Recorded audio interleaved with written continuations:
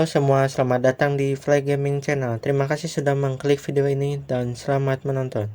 Pada kali ini, gua akan menceritakan seluruh alur cerita Watch Dogs 1 dengan singkat, padat, dan jelas. Nah, pasti kalian udah pada tahu dong game ini game apa? Ya, ini adalah game yang berkisah tentang perjalanan seorang hacker dan ceritanya dijamin seru. Oke, langsung saja ke ceritanya. Jadi dulu pada tahun 2003 di Amerika pernah terjadi blackout, yaitu pemadaman listrik besar-besaran hampir di seluruh kota Amerika yang menyebabkan 11 korban meninggal. Sebenarnya blackout ini benar-benar ada dan benar-benar diambil dari kisah nyata yang ada di Amerika. Jadi dulu di Amerika juga pernah kejadian kayak begini, persis juga di tahun 2003. Namun bedanya di dunia nyata korbannya sampai ratusan korban. Nah, kalau di Watch Dogs 1, korbannya hanya 11 orang. Nah, lalu setelah kejadian itu, sekarang ini Amerika terus melakukan pengembangan terhadap sistem CTOS untuk digunakan sebagai alat komunikasi elektronik di wilayah tersebut. Jadi, intinya dengan digunakan CTOS, pemerintah berharap nantinya sistem komunikasi elektronik ini dapat membantu kegiatan para warga dan juga keamanan di kota. Namun, sayangnya ternyata sistem CTOS ini secara tidak langsung justru malah mengancam privasi banyak orang, dari mulai rekening bank, data pribadi, CCTV, dan segala macam itu bisa dilihat oleh pemerintah. Bahkan pemilu saja nih, hasil suara dari pemilu itu bisa dipalsukan, dan bukan cuma itu doang.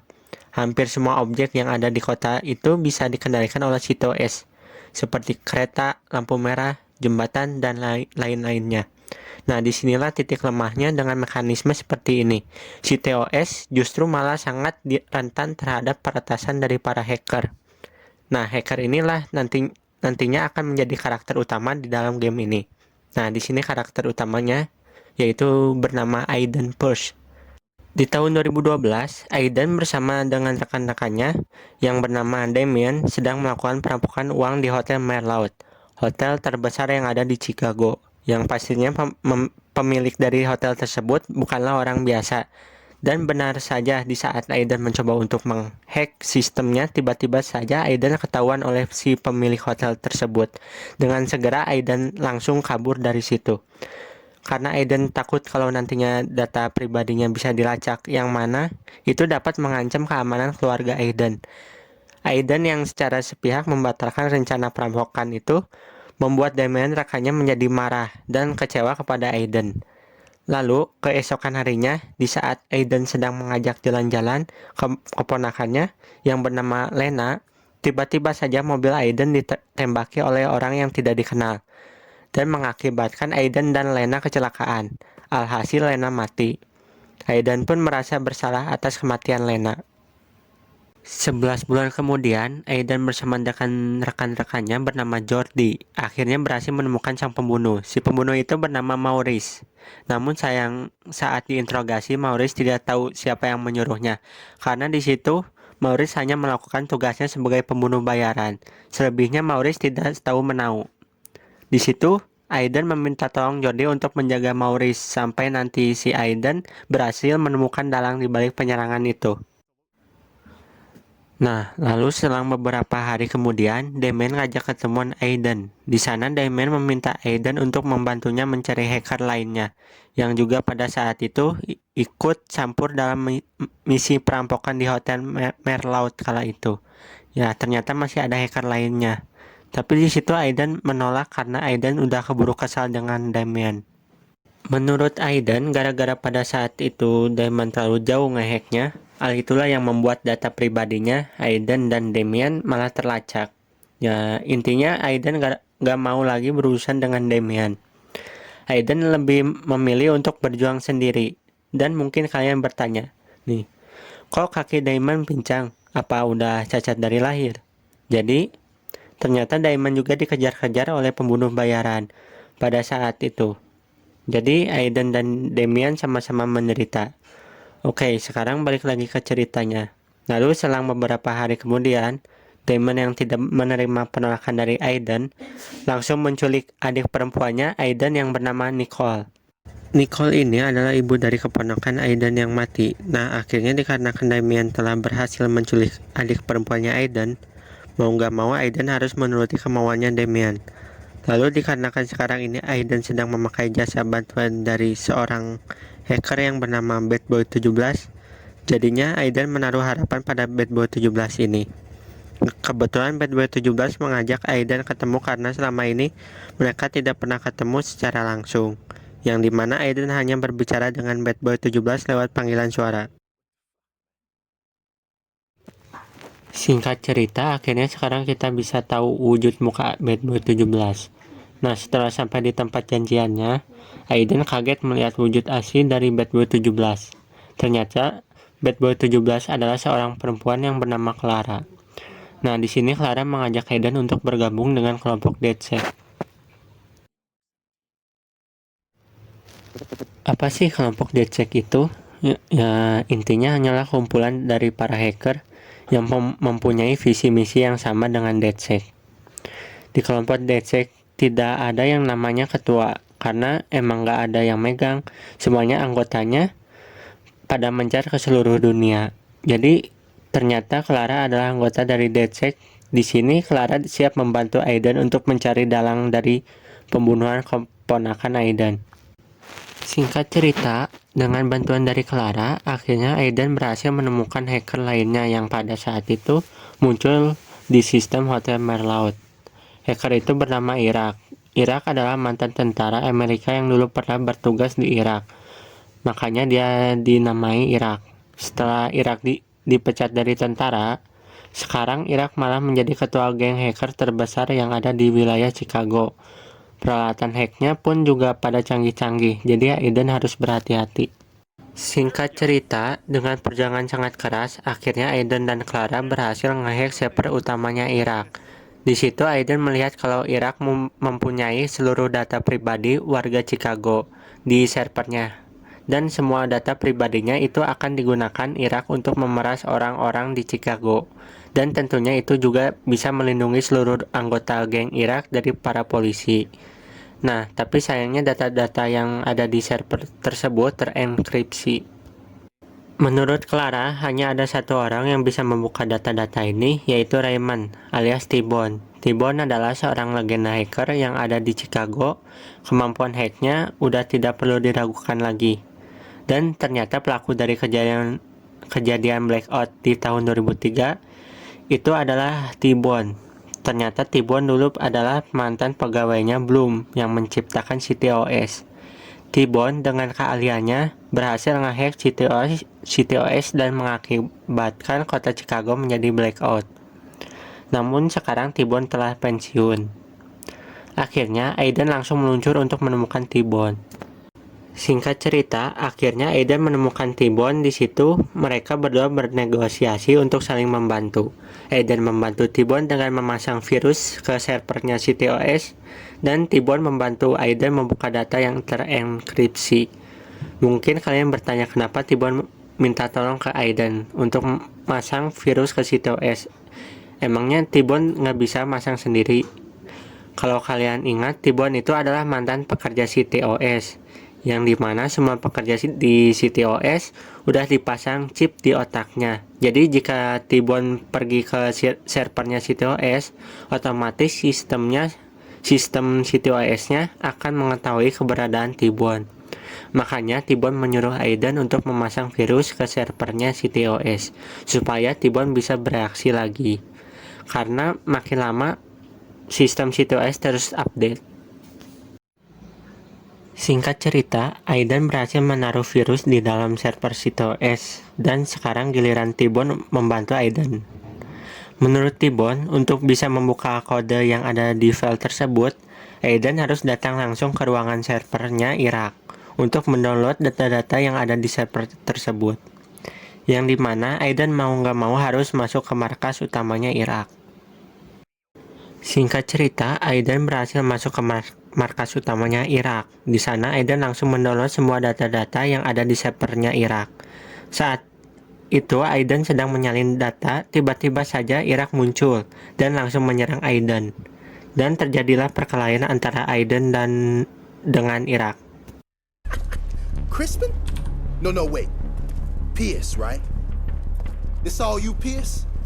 The auction? Correct. You the shit raining down on me? Cause I got a lot of shit raining down on me. Stop right there. I'm not about to let you get away with this. You've been fucking me up, snooping in my shit, right? Interfering with my plans. Iraq, we're all dead!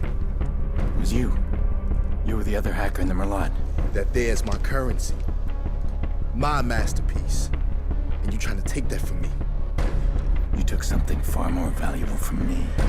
I took from you. Motherfucker, I don't even know you.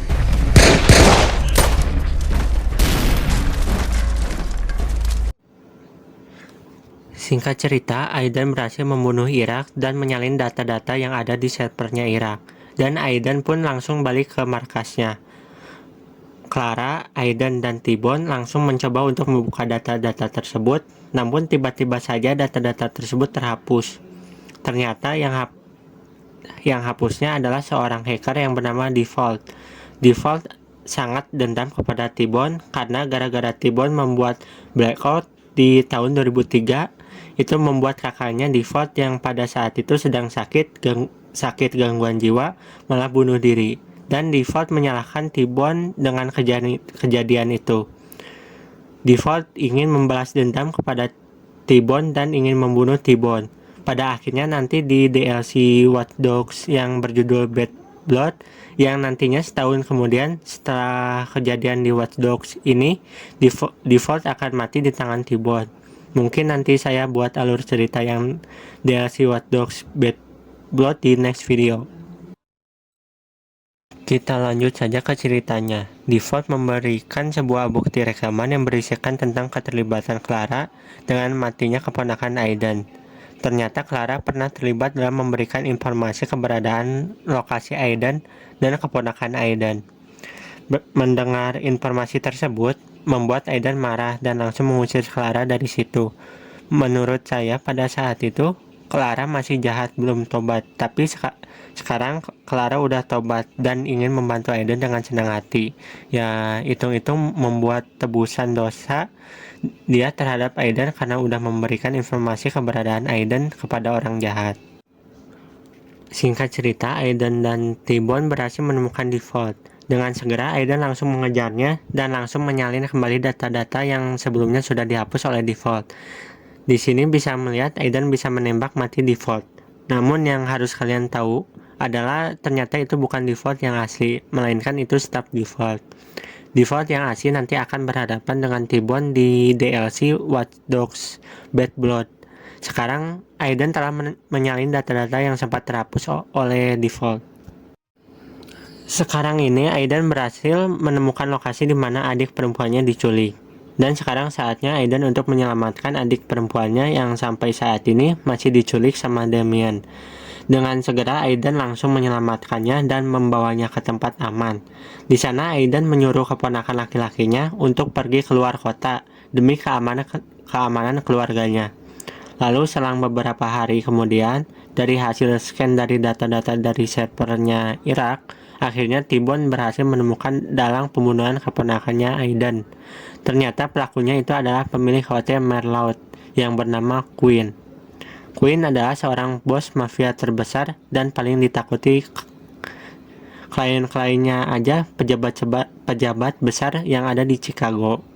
Quinn juga mempunyai bisnis perdagangan manusia. Pokoknya hampir tidak mungkin seseorang dapat menyentuh Quinn karena Quinn ini bos paling besar yang ada di kota Chicago.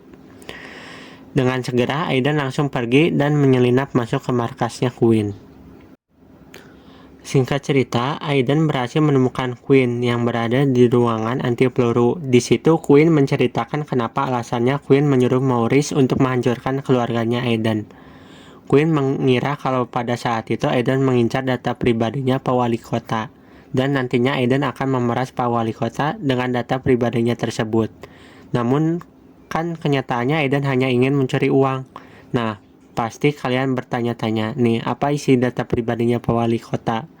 Jadi isinya berupa kejadian Pak Wali Kota tidak sengaja membunuh asistennya yang mengetahui tentang hubungan kerja sama antara Pak Wali Kota dengan Quinn. Maka dari itu Quinn sebagai rekan kerjanya Pak Wali Kota akan selalu melindungi rekaman CCTV tersebut. Dengan segera, Aiden langsung membunuh Quinn dan langsung menyalin rekaman CCTV tersebut. Oke, sekarang balik lagi ke ceritanya. Keesokan harinya, Clara yang sampai saat ini masih merasa bersalah pada Aiden mendatangi kuburannya Lena, keponakan Aiden. Di situ anak buahnya Quinn langsung segera datang untuk membunuh Clara. T-Bone yang mendengar hal itu langsung menginfokan kepada Aiden. Dengan segera, Aiden pun langsung pergi ke kuburan. Namun sayangnya Aiden terlambat, Clara keburu tertembak mati di situ. Lalu selang beberapa hari kemudian, ternyata Damien telah berhasil menghack dengan membuka seluruh sistem CTOS, yang berarti Damien dapat mengakses semua perangkat yang ada di kota. Namun Aiden tidak kehilangan akal. Dengan segera Aiden langsung memasang virus untuk mengetahui lokasi Damien di mana berada. Namun konsekuensinya adalah seluruh kota mengalami blackout. Singkat cerita, Aiden berhasil menemukan Damien yang sekarang ini sedang bersembunyi di menara mercusuar. Namun sayangnya rekan Aiden yang bernama Jordi justru malah menjadi orang suruhannya Damien. Di situ Jordi bilang Damien bayarnya lebih besar daripada Aiden. Mau nggak mau Aiden harus menghadapi mereka berdua. Singkat cerita, dengan jeniusnya, Aiden berhasil melumpuhkan mereka berdua. Damien pun akhirnya mati ditembak Aiden. Namun sayangnya Jordi berhasil kabur. Lalu setelah itu Aiden memutuskan untuk mengupload rekaman CCTV wali kota ke publik. Itu dia cerita dari Watch Dogs 1. Terima kasih sudah menonton video ini sampai selesai. Dan sampai berjumpa di video selanjutnya. Saya pamit undur diri dan sampai jumpa.